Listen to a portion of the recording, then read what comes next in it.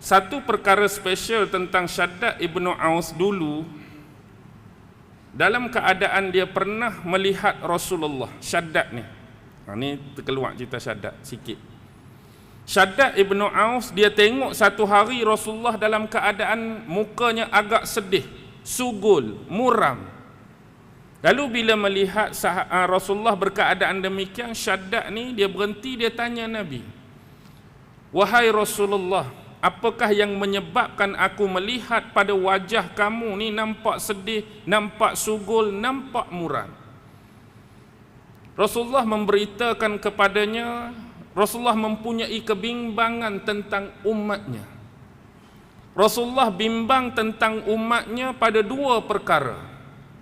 Rasulullah bagi tahu Shaddad, aku bimbang akan umatku, satu hari kelak, satu masa kelak mereka akan melakukan kesyirikan dan juga mengikuti hawa nafsu, mengikuti syahwat.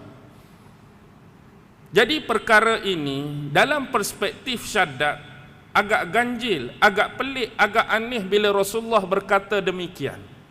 Bila dia tanya Rasulullah, pasal apa Rasulullah keadaan macam ni? Rasulullah kata, aku bimbang umat aku satu masa kelak akan melakukan syirik, akan mengikuti syahwat dan hawa nafsu.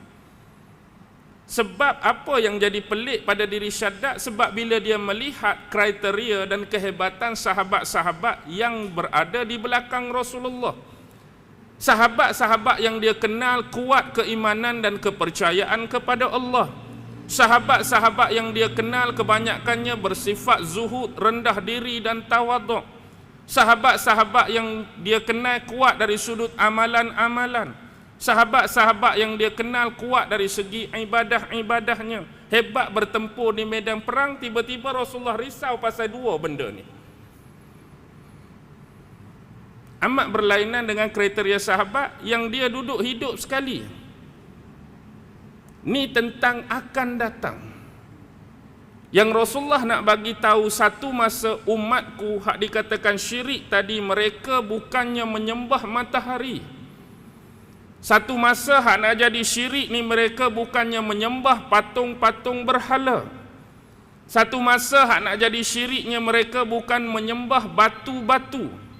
Tetapi hak nak jadi syirik ni, satu masa mereka akan mempertontonkan, mereka akan mempertunjukkan, mereka akan mempamer dan menonjolkan amalan-amalan dan ibadah-ibadah masing-masing di depan muka orang lain.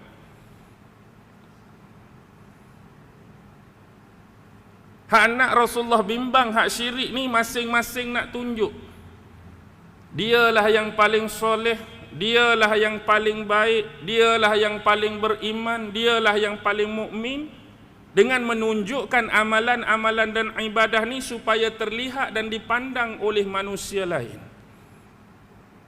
Bila Rasulullah kata demikian, Shaddad menangkap sesuatu. Ya Rasulullah, riak, syirikkah itu wahai Rasulullah? Bila dia sebut riak, Rasulullah membenarkan, benar wahai Shaddad.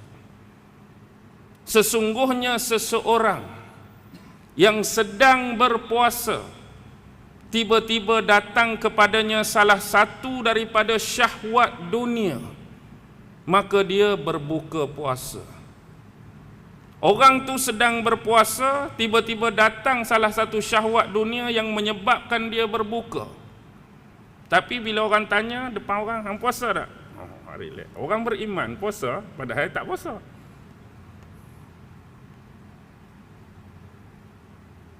Itu yang Rasulullah bimbang.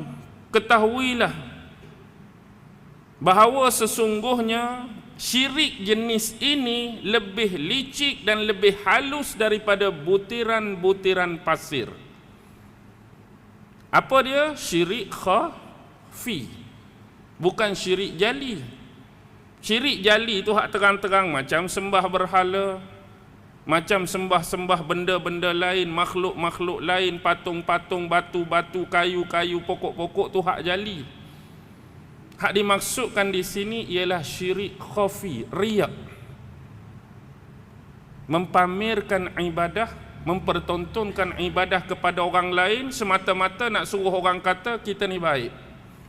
Nak suruh orang kata kita ni soleh, nak suruh orang kata kita ni bagus. Bahaya. Satu lagi takabur. Itu bahaya lagi. Takabur. Apa dia takabur? Al-kibr. Apa dia kibr? Sama juga. Batarul haq wa ghamtun nas. Menentang dan menolak kebenaran dan merendah-rendahkan serta meremeh-remehkan orang lain. Itu takabur. Contoh, kita sebagai manusia ni kadang-kadang lalai, kadang-kadang leka kita buat salah dalam kehidupan, yang mana tiba-tiba kesalahan dan kesilapan kita ni terpandang pada mata seseorang. Lalu dia mari jumpa kita sebagai saudara seagama. Apa yang pak cik tengok pada kamu ni tak kena hak kamu buat ni dari sudut agama. Salah hak kamu buat dari sudut syarak ni. Tak kena kamu buat macam ni. Hak dia cakap tu betul dan hak kita buat tu betul, salah. Orang mari tolong tunjuk, orang mari tolong tegur. Sepatutnya alhamdulillah. Terima kasih pak cik datang tegur saya. Nasihat saya. Saya pun tak perasan. Saya pun lalai, saya pun leka, terima kasih. Patut lagu tu bila orang tunjuk kesalahan kita. Tapi kadang-kadang orang ni kerana ada satu sikap yang dipanggil ego. Ego ni minta maaf sebut. Biar dia letak di motor Yamaha cukup lah. Biar di Yamaha ego saja. Di kita tak payah letaklah ego ni. Ila ego dia akan menentang kemungkaran, dia akan menentang kebenaran. Kita lawan balik, pak cik siapa? Kalau pak cik tak mau buat macam saya buat, go on. Saya nak buat apa yang saya buat, tak kira lah di mata pak cik salah ke, di mata agama salah ke, tak kira. Pak cik buat hal pak cik, saya buat hal saya. Pertama, bila takabur, seorang tu akan lawan kebenaran.